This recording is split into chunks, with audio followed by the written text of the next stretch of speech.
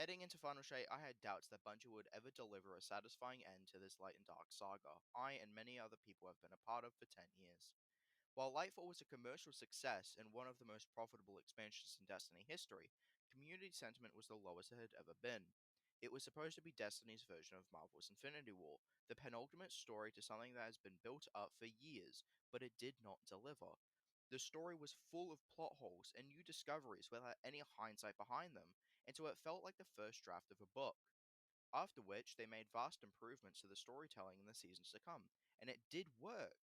Most, if not all, the problems with Lightfall's story were rectified with the following stories. But still, the community was dissatisfied, and so was Sony. Hit with a layoff of 100 Bungie employees, roughly 8% of the workforce, and things felt like they were reaching an end. The end of a studio that can pull off impossible odds, make gripping stories, and bring an entire community together. So why be excited about Final Shape? What purpose was there while the studio was seemingly set ablaze? Surely they. Oh. Oh shit, they could pull it off.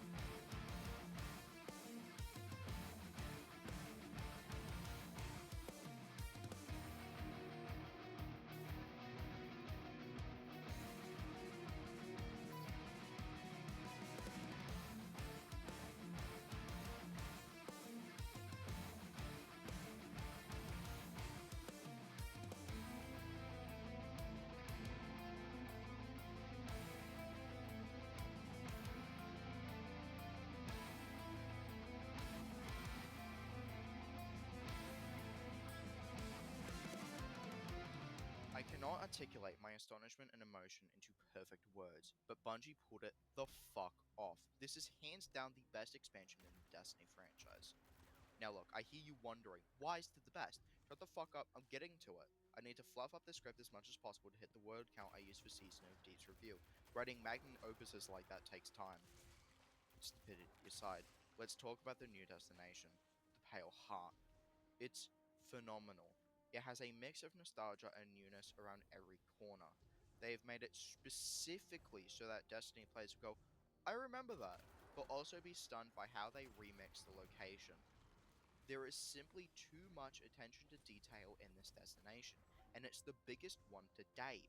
There are secrets, new activities, weapons, armor, and just so many interesting pieces of dialogue added when you discover a lost ghost or some sort of memorabilia.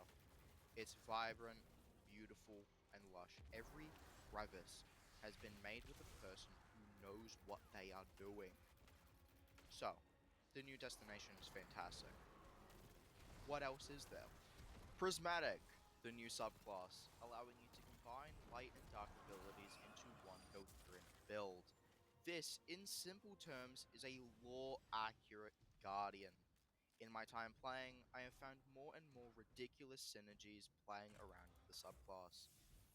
It feels incredible not to be funneled into a specified subclass, where there might be one ability you love to use, but one you despise.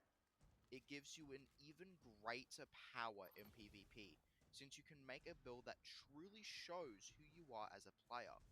I love playing Hunter and grappling to the other side of the map. but I wanted to use something else for my melee ability, and I couldn't do that till now, and it feels like I've been broken free from my shackles. While Prismatic isn't the all-in-one best class everyone was thinking it was going to be, it does a very good job of sticking with class identity while giving freedom to the players. Great, we're 2 for 2 now, but what about the thing people care most about an expansion? The story. How good was the lore? I'm not going to pretend I knew everything that was going on. There was some huh or what moments sprinkled here and there. But in layman's speak, for the sake of my sanity, it boils down to this. The Witness has gone inside of the Traveler, trying to harness the light for himself to create what he calls the final shape, which is supposed to culminate in a singular moment frozen in time. Our Guardian and the Vanguard want to stop that from happening, and so we use the portal to chase after the Witness. Once we get there, we find out that Cayde-6 has returned from the dead, and he helps us track down the Crow, Ikora, and Zavala to get the fire team back. Once the group is all back together, we talk to several statues that are trapped souls of the Witness's past lives, and they tell us by only submitting to darkness will we find the answers we seek. During which, Zavala starts to have some serious doubts about the Traveler, and wanders off alone without his ghost Taj to sacrifice himself. Before he's able to surrender, Taj transmats in and sacrifices himself for Zavala to be saved. We speculate that because the statues are connected to the Witness, we can destroy them, and it might weaken him enough to deal a fatal blow. Unfortunately, despite severing some of his connections, he was still way too strong for a lone Guardian to strike him down, casting us out of his domain and forcing us to prepare further. There is more to the story. However, the Salvation's Edge raid is still too fresh to understand what some of the dialogue really meant, and the ending cutscene is one you should watch or play through yourself, as it is one of the most emotional scenes in Destiny. My explanation of the Final Shape story is poor and doesn't do it justice, but I am speaking from my own experiences, and that was what the story was to me. Playing through it yourself is an entirely different experience than just watching through a video, as you get to make your own opinions and thoughts on the subject matter. 3 for 3. Things are looking very good. What else? Counterpoint. What do I fucking talk about next? There is just too much to unfold and explain in a silly little review. I could go on for hours explaining the new activities, exotics, voice acting, and secrets.